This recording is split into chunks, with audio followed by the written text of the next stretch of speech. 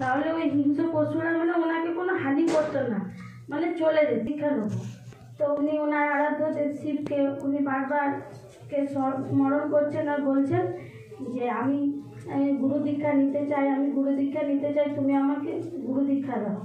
তো তখন শিব ঠাকুর সেই স্বপ্নের মধ্যে এসেছিলেন এবং এসে পরে ওনাকে বলেছিলেন যে গোলক থেকে এসেছেন, গোলকের জন এইখানে মন্দিরে যে বললেন আমাদের আশ্রমের ওখানে যে মন্দির আছে ওখানে আমাদের গুরুদেব তখন গেছিলেন।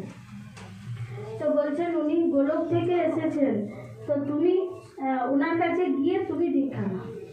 তো উনি সকালবেলা ঘুম থেকে উঠলেন এবং উঠে তখন উনি সেই স্বপ্নের কথা স্মরণ করেই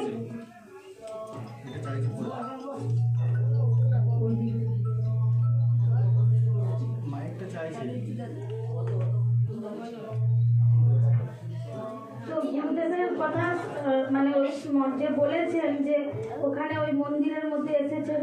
তো তখন উনি সেই ছুটছেন, ছুটে ছুটে যাচ্ছেন ওই মন্দিরের দিকে।